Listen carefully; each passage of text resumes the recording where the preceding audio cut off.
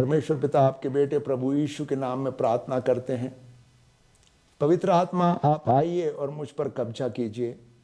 मेरे द्वारा आपका वचन बोला जाए और कईयों के लिए छुटकारे का कारण बने। प्रभु यीशु के नाम में मांगते हैं, आमीन। यह बात 1998 की है। केरल प्रदेश के अंदर केनिया से एक पास्टर साहब आए थे जिनका नाम फिलोमन था, और उनका ट्रांसलेशन करने के लिए एक व्यक्ति को बुलाया गया। उनका नाम है शेरी बेंजामिन। शेरी बेंजामिन जो हैं, उस ट्रांसलेशन के समय के पहले 4 साल पहले ही उन्होंने प्रभु यीशु को जाना था और अपना जीवन प्रभु यीशु को समर्पित किया, पानी का बपतिस्मा लिया और परमेश्वर ने उनको अन्य अन्य भाषा का वरदान दिया। एक ऐसे व्यक्ति जो परमेश्वर के कार्य के लिए बड़े इच्छुक थे, उत्साहित थे, उनको यह अवसर दिया गया कि वे ट्रांसलेशन का काम करें। जब सेवा चल रही थी, पास्टर फिलोमन का मैसेज का ट्रांसलेशन करते हुए जब पास्टर फिलोमन लोगों के छुटकारे के लिए प्रार्थना करे, तब उस समय ऐसा हुआ कि अंधकार की शक्तियां लोगों के जीवन से निकलकर जाने लगी। लेकिन अचानक से पास्टर शेरी बेंजामिन वे भी जमीन पर गिर गए और उनका शरीर तड़पने लगा। उनको ऐसा लगा कि जैसे उनके अंदर कुछ है, और वह प्रार्थना के द्वारा उनके जीवन से उनको वहाँ छुटकारा मिला। उनके अंदर से अंधकार की शक्तियों के बंधन टूट गए। उसके बाद वे कई लोगों से मिले। उन्होंने इस बात को जानने की और समझने की कोशिश की कि क्या कोई व्यक्ति जिसने पवित्र आत्मा को पाया है, उसने पानी का बपतिस्मा लिया है, पवित्र आत्मा को पाया है, उसके जीवन में भी क्या अंधकार की शक्तियां वास कर सकती है। लेकिन कुछ लोग उनका जवाब नहीं दे पाए। कईयों ने उनका मजाक बनाया, कईयों ने उनको तिरस्कृत किया, और वे इस खोज में लगे रहे कि परमेश्वर उनको इस्तेमाल करे। आगे चल के ऐसा हुआ कि आज परमेश्वर उनको बहुत बड़े रूप से दूसरों को छुटकारा देने के लिए इस्तेमाल कर रहे हैं। वे कईयों के लिए आशीष का कारण बने हैं। उनको परमेश्वर इस्तेमाल कर रहा है कि किस प्रकार से अंधकार की शक्तियों से, पूर्वजों के पापों के श्रापों से छुटकारा पाया जा सकता है। मैंने प्रभु यीशु को 1998 में जाना, अपना जीवन प्रभु यीशु को दिया। उसके बाद मेरे जीवन में भी कई समस्याएं रही। लोगों ने मुझसे कहा, शैतान का सामना करो, वो तुम्हारे से भाग जाएगा।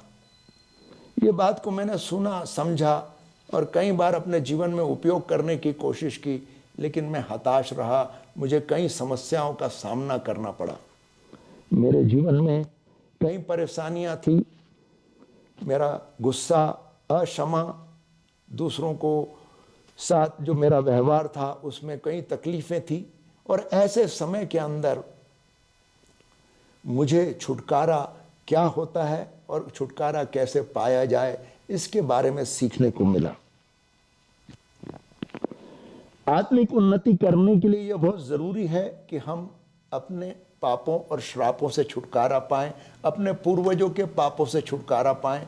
यह बात मेरे जीवन में 2015 के अंदर शुरुआत हुई।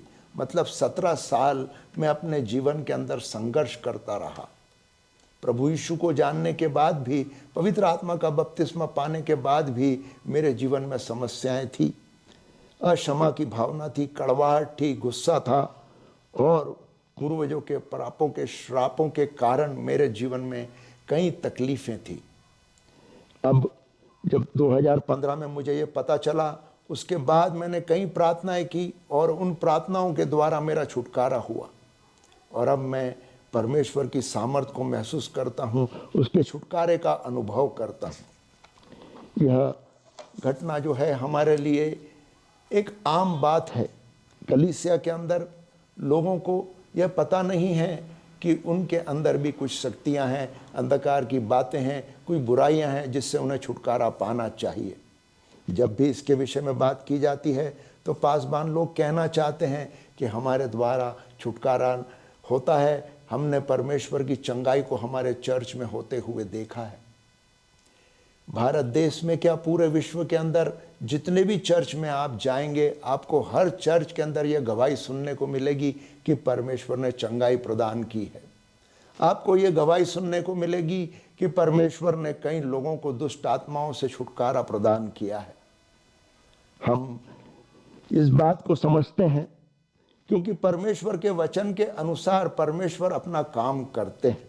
परमेश्वर के वचन में हमने प्रभु यीशु के द्वारा और उन 12 चेलों के द्वारा जो बाइबल में उनके बारे में प्रेरितों के काम में लिखा हुआ है, हमने देखा कि चिन्ह और चमत्कार हुए, दुष्ट आत्माएं निकली, लोगों के जीवन में परिवर्तन आए, उनके छुटकारे हुए। लेकिन समय चलते हुए हमने देखा कि इस बातों में परिवर्तन आया और जो छुटकारे का कार्य है वो जितने बड़े पैमाने पर शुरुआत में हुआ उसके बाद नहीं हो पाया। इसका मतलब ये नहीं है कि परमेश्वर ने कार्य करना बंद कर दिया। आज भी आप और मैं परमेश्वर की सामर्थ को देखते हैं। आज भी मैं और आप देखते हैं कि परमेश्वर कलीसियाओं में काम कर रहे हैं, दुष्ट आत्माएं निकल रही है। लेकिन फिर भी हमको यह बात को समझना जरूरी है कि परमेश्वर की योजना हमारे लिए क्या है। यह बातें जो परमेश्वर चिन्ह और चमत्कार के द्वारा जो लोगों को छुटकारा प्रदान करते हैं, यह परमेश्वर की दया है। वो इसलिए करते हैं कि लोग पहचान सकें कि वे ही सच्चे परमेश्वर हैं। जब कलीसिया के अंदर कोई आता है तो उसका छुटकारा होता है, उसके अंदर से दुष्ट आत्माएं निकलती है, तो लोगों के सामने प्रमाण आता है कि आज भी परमेश्वर कार्य कर रहा है, वो सच्चा परमेश्वर है। हम जहाँ आए हैं वहाँ सच्चे परमेश्वर की आराधना होती है। जब परमेश्वर ने अपना परिचय आपको दे दिया, उसके चिन्ह और चमत्कार आपको दिखा दिए, उसके बाद में जब हम ये अपेक्षा करते हैं कि वो बार बार हमारे साथ चिन्ह और चमत्कार दिखाए, यह जरूरी नहीं है। परमेश्वर वहाँ चाहते हैं कि आप अपनी आत्मिक उन्नति करें। वो अपनी उन्नति करने के लिए हमको समय देते हैं। हम पुराने नियम में देखते हैं कि परमेश्वर ने मूसा के द्वारा जब इज़राइल के लोगों को लेकर चलना शुरू किया तो वहाँ 40 दिन की यात्रा में परमेश्वर ने 40 साल लगा दिए। इन 40 सालों में परमेश्वर ने उनको बताया कि वही सच्चा परमेश्वर है, चिन्ह और चमत्कार किए और उनके साथ रहकर उनको सिखाया कि आने वाली पीढ़ी परमेश्वर को पहचाने और अपना ध्यान जो है परमेश्वर से हटाकर किसी दूसरी बात पर ना लाए। अब हमको यह बात को समझना है कि किस प्रकार से ये बातें हमारे जीवन में होती है। आपके सामने ये प्रश्न खड़ा हो गया है कि क्या एक बपतिस्मा पाया हुआ प्रभु यीशु के द्वारा आशीष पाया हुआ व्यक्ति भी दुष्ट आत्माओं से ग्रसित हो सकता है? क्या उसके जीवन में उसके पूर्वजों के पापों और श्रापों के कारण उसको तकलीफ हो सकती है? जी हाँ, हो सकती है। इस बात को समझने के लिए हमें इस बात को देखना है कि परमेश्वर ने आपको और मुझको कहा है कि आप और मैं परमेश्वर के जीवते मंदिर हैं। जब हम मंदिर की बात करते हैं तो पुराने नियम के अंदर मंदिर के 3 हिस्से हुआ करते थे। सबसे पहला हिस्सा जो बाहर का, जिसको फाटक कहा जाता है, और हम धन्यवाद और स्तुति करते हुए उस फाटक में उस समय प्रवेश करते थे। और उसके बाद में का अति पवित्र स्थान, जहाँ पर याजक जो है वह लोगों के लिए सबसे पहले अपने लिए, फिर दूसरों के लिए, और जो आए हुए लोग हैं उनके पापों की क्षमा के लिए वो वहाँ बलि चढ़ाता था। वह अति पवित्र स्थान था। और उससे भी अधिक अति पवित्र स्थान अंदर की तरफ था, जो तीसरा स्थान है। यहाँ 3 बातें हमने देखी। फाटक के पास स्तुति और आराधना, पवित्र स्थान के अंदर वेदी के ऊपर परमेश्वर के सम्मुख अपने पापों से छुटकारा पाने के लिए बलि चढ़ाना, और तीसरी बात अति पवित्र स्थान, जहाँ परमेश्वर स्वयं अंदर विराजमान है। इस अति पवित्र स्थान में जाने का अधिकार केवल याजक को था। और वह भी कब? जब वह फाटक से आता है।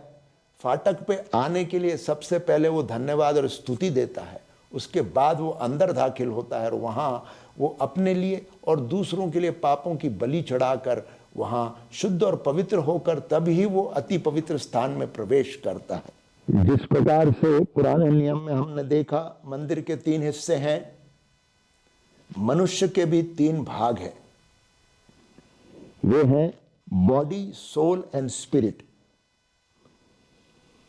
बात ऐसी है कि जब हम हिंदी में उसका ट्रांसलेशन करते हैं, सोल और स्पिरिट का ट्रांसलेशन, मतलब सोल का ट्रांसलेशन भी आत्मा होता है और स्पिरिट का ट्रांसलेशन भी आत्मा होता है। इसलिए मैं यहाँ आज के उपयोग के लिए इंग्लिश शब्दों का उपयोग करूँगा। जब मैं सोल कहता हूँ तो मैं आत्मा के बारे में बात कर रहा हूँ, जब मैं स्पिरिट कहता हूँ तो मैं परमेश्वर के द्वारा जो हमारे को स्पिरिट दिया गया है उस स्पिरिट के बारे में बात कर रहा हूँ। तो हमारे 3 हिस्से हैं, शरीर, सोल और स्पिरिट मैन। रोमियो की किताब उसका 8वां अध्याय के 16 वचन में लिखा है, आत्मा आप ही हमारी आत्मा के साथ गवाही देता है कि हम परमेश्वर की संतान हैं।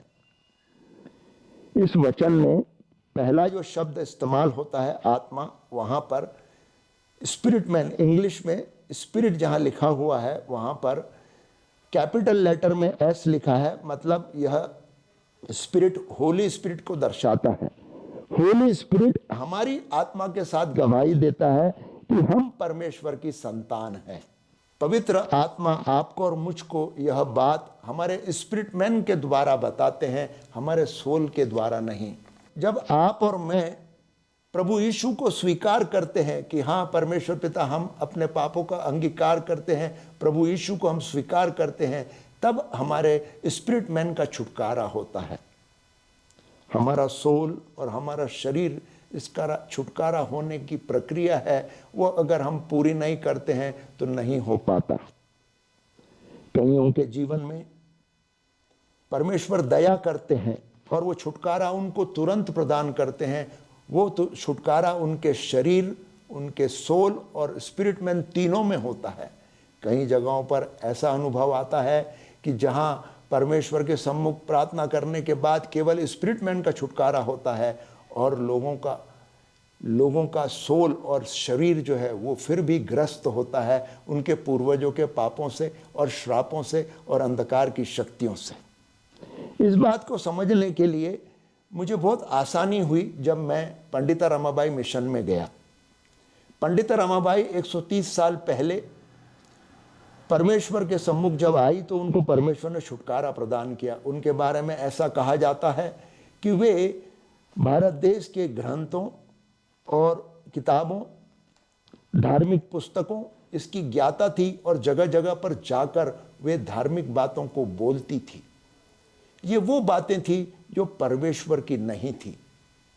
उसके बाद जब उन्होंने प्रभु यीशु को स्वीकार किया, उनका छुटकारा हुआ और परमेश्वर ने उन पर इतनी बड़ी दया की कि उनको आत्मा, उनके शरीर में, उनके सोल में और स्पिरिट में, तीनों में छुटकारा दिया। और इसके कारण उस समय में सबसे बड़ा अनुभव किया गया पवित्र आत्मा के अभिषेक का, जो कि पूरे विश्व के क्रिश्चियन इतिहास में दर्ज किया गया है। और उनका नाम बताया जाता है कि पंडिता रमाबाई के द्वारा परमेश्वर ने कार्य किया। लेकिन मेरे जैसे लोगों की संख्या ज़्यादा है जिनको अपने पापों और श्रापों से उनके सोल का छुटकारा करके लेने के लिए बहुत सारी प्रार्थनाएं करनी पड़ती है। ये कोई गलत बात नहीं है, ये एक बहुत अच्छी बात है जो परमेश्वर का अनुग्रह है कि वह हमको समय प्रदान करते हैं और एक प्रक्रिया को चालू करते हैं जहां हमारा छुटकारा होता है। तीसरा यूहन्ना उसका 1:2 में लिखा है कि जैसे तुम्हारा सोल उन्नति करता है, तुम सब बातों में उन्नति करोगे और निरोगी रहोगे। इस बात को ध्यान में लीजिए। यहाँ पर जो शब्द हिंदी भाषा के अंदर आता है वो आत्मा ही है, लेकिन इंग्लिश किताब के अंदर, इंग्लिश बाइबल के अंदर ये आता है सोल। तो यहाँ हमारा जो सोल है उसके उन्नति की बात की गई है। जितना वो उन्नति करेगा उतना हम चंगाई प्राप्त करेंगे। अब हमारा ये शरीर के अंदर युद्ध की स्थिति है। हमारा सोल पूरे शरीर के ऊपर नियंत्रण करता है, क्योंकि हमारे सोल के साथ जुड़ा हुआ है हमारा मस्तिष्क और हमारा हृदय और हमारा शरीर। हमारे शरीर के द्वारा शरीर की लालसाएं उस पर भारी होती है, और हमारा जो सोल है वो बुद्धि से जानता है उसके अनुभवों को, और उसके अनुभवों से प्रेरित होकर कार्य करता है। हम जो प्रत्युत्तर देते हैं वो हमारा प्रत्युत्तर पूरी तरह से सोलिश होता है, आत्मिक नहीं। कहने का अभिप्राय है कि परमेश्वर ने जब हमको छुटकारा दिया तो हमारे स्पिरिट मैन का छुटकारा हुआ है, हमारे सोल का छुटकारा होना बाकी है। और हमारा सोल जो है वो हमारे स्पिरिट मैन से युद्ध करता है। परमेश्वर ये चाहते हैं कि हमारा स्पिरिट मैन सब बातों पर अधिकार ले, और हमारा सोल जो है हमारे स्पिरिट मैन की अधीनता में आए, और हम हमारे प्राण आत्मा शरीर के साथ पवित्र आत्मा की हजूरी में और उसके साथ जुड़ जाएं। इस बात को पूरे गहरे रूप से समझना जरूरी है। छुटकारा परमेश्वर 3 रूप में देते हैं। परमेश्वर की दया के द्वारा, जिस प्रकार से हमने पंडिता रमाबाई के जीवन में देखा, छुटकारा वचन के द्वारा हमको मिलता है। कई ऐसे लोग हैं जो वचन की शिक्षा और वचन का मनन और चिंतन करते हैं, उसके द्वारा उनको छुटकारा मिलता है। इफिसियों 5:26 में लिखा है कि उसका वचन हमें पानी के समान धोकर शुद्ध और पवित्र करता है। उसका वचन जीवन का जल है, हमको पानी के समान धोकर शुद्ध और पवित्र करता है। इसलिए बार बार ये कहा जाता है कि आप और मैं निरंतर परमेश्वर की उपस्थिति में रहें, उसके वचन को सुनें और सीखें, ताकि उसका वचन हमारे जीवन में कार्य करे। बार बार कलीसियाओं में ये देखा जाता है और सुना जाता है, लोग पुलपिट पे खड़े रहकर कहते हैं कि जो विश्वास करने वाले लोग हैं वे हाथ ऊंचा करें और आमीन बोलें। यह बात बहुत अच्छी है, हमने करनी चाहिए, क्योंकि हम वचन के आधार पर उस छुटकारे को अपने जीवन में लागू करते हैं। लेकिन होता क्या है उसके बाद? हम जब वहाँ से बाहर निकलते हैं और समाज में आते हैं, दुनिया में काम करने लगते हैं, तो हमारा जो सोल है वो फिर से हावी होता है, और वहाँ युद्ध होता है हमारे सोल और हमारे स्पिरिट मैन के बीच। इसलिए जरूरी है कि हम हमारे शरीर को पूरी तरह से मारें, और हमारे आत्मा, हमारा सोल, उसकी शुद्धता और पवित्रता के लिए परमेश्वर के सम्मुख जाएं, और हमारे स्पिरिट मैन को जागृत करें। तीसरा तरीका जो छुटकारे का वो है, पहला यूहन्ना 1:9 में लिखा है कि तुम अपने पापों का अंगीकार करो, तुम्हें छुटकारा मिलेगा। अपने पापों का अंगीकार करो, पश्चाताप करो, मन फिराओ और प्रभु यीशु के लहू को मांगो, तुम्हें छुटकारा मिलेगा।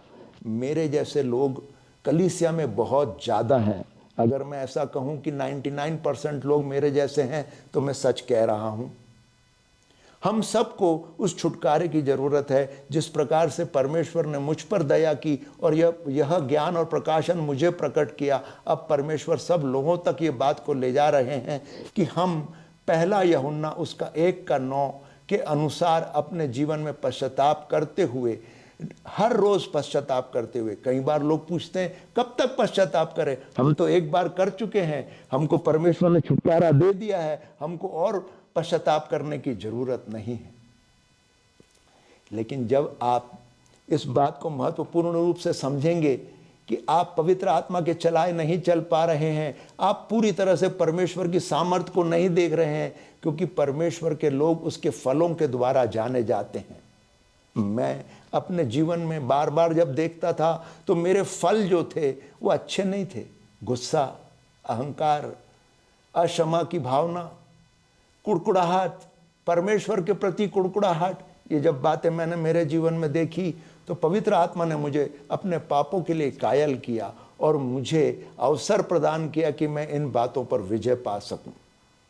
एक बात को ध्यान से समझना, अगर आपके जीवन में कोई समस्या आ रही है, कोई पाप बार बार आपके जीवन में उभर कर आपके सामने आ रहा है, इसका मतलब है कि परमेश्वर आपको उस पाप से छुटकारा देना चाहते हैं, इसलिए परमेश्वर उसको आपके सामने ला रहे हैं।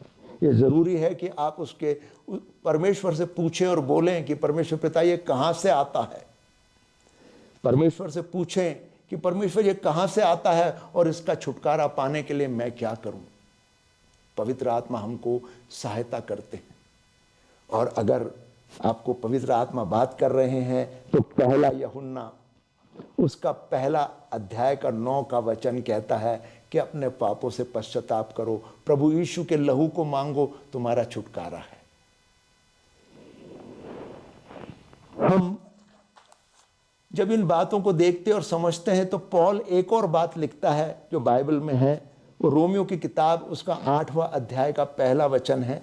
उसमें वो कहता है कि उन पर दंड की आज्ञा नहीं जो शरीर के नहीं परंतु आत्मा के चलाए चलते हैं। यह बात बार बार हमारे सामने लाई जाती है और लोग बोलते हैं कि हमको पश्चाताप करने की जरूरत नहीं है। यह वचन हमारे को पढ़कर बताया जाता है कि हम पर अब दंड की आज्ञा नहीं है, हमने तो परमेश्वर के नाम से बपतिस्मा ले लिया है, हम आत्मा के चलाए चलते हैं। यहां इस वचन को गहराई से समझना जरूरी है। इस वचन में भी जब कैपिटल एस में स्पिरिट लिखा गया है तो वो होली स्पिरिट को दर्शाता है। हम होली स्पिरिट के चलाए तभी चल सकते हैं जब हमारा स्पिरिट मैन हमारे शरीर के ऊपर नियंत्रण लिए हुए है। अगर हमारा सोल नियंत्रण लिए हुए है तो हमारी बुद्धि और हमारे पापों के कारण हम वो परमेश्वर की सामर्थ को और उस फुलनेस को नहीं देख पाते हैं जो हमारे लिए परमेश्वर ने तय की है। परमेश्वर का वचन कहता है उन पर दंड की आज्ञा नहीं जो आत्मा के चलाए चलते हैं, जो पवित्र आत्मा के चलाए चलते हैं। मैंने अपने जीवन में पाया कि जब हम चर्च में होते हैं, संगति में होते हैं, वचन पढ़ रहे होते हैं, तब तो हम आत्मा में चल रहे हैं, लेकिन जब वहां से बाहर निकलकर समाज में जाते हैं, हमारा ज़्यादा समय बाहर निकलता है और वहाँ हम आत्मा के चलाए नहीं अपनी मर्जी के चलाए चलते हैं, हमारे सोल के द्वारा चलाए चलते हैं, अपनी बुद्धि से चलाए चलते हैं। तो वचन के अनुसार तो उनके ऊपर दंड की आज्ञा हो गई। अब इस दंड से छुटकारा पाने का एक ही रास्ता है कि हम परमेश्वर के सम्मुख शुद्ध और पवित्र बने। ज्यादातर लोग इस बात को मानने के लिए तैयार नहीं, लेकिन परमेश्वर का वचन हमको सिखाता है।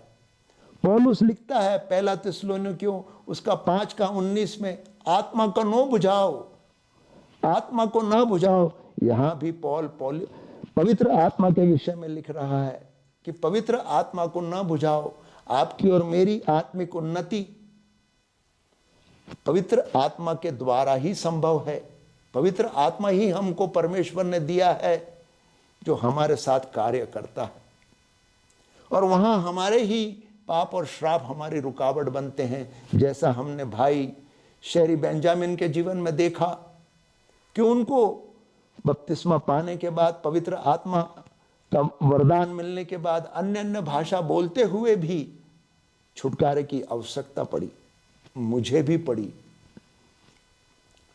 यह इसके कारण होती है कि हमारे पापों और श्रापों का जो लेखा जोखा परमेश्वर के पास में होता है, वैसे ही वो लेखा जोखा शैतान भी रखता है। वो हमारी पीढ़ियों तक जाता है और ढूंढ के वो पाप निकालता है और बार बार आपके और मेरे सामने उन गलतियों को हमें करने के लिए मजबूर और विवश करता है। इस बात को समझिएगा। जब मुझे बार बार गुस्सा आता है तो शैतान मेरे जीवन में ऐसी परिस्थितियां पैदा करता है कि मैं बार बार गुस्से में आऊं और मैं दूसरों से नाराज रहूं। जब मैं दूसरे को क्षमा नहीं कर पाता हूं, उससे नाराज हूं, तो मैं परमेश्वर की आशीषों से वंचित हो जाता हूं। परमेश्वर का वचन हमें साफ शब्दों में कहता है कि मेरी आशीष मुझे तभी मिलेगी जब मैं दूसरे को क्षमा करूंगा। और पौलुस लिखता है आत्मा को न बुझाओ, तभी हमारी आत्मिक उन्नति होगी। फिर वो पहला कुरिन्थियों 15:31 में लिखता है, आई डाई डेली, मैं रोज मरता हूं। वो अपने शरीर को रोज मारता है, अपनी आत्मा को रोज पवित्रता में बढ़ाता है, सोल को पवित्रता में बढ़ाता है और अपने स्पिरिट मैन को चार्ज अप करता है, मतलब उसको ऊपर लाता है। जब हमारा स्पिरिट मैन ऊपर आने लगता है, हमारा सोल शुद्ध और पवित्र होने लगता है और हमारा शरीर मरने लगता है, तो हम हर प्रकार की चंगाई पाते हैं, जो तीसरा जॉन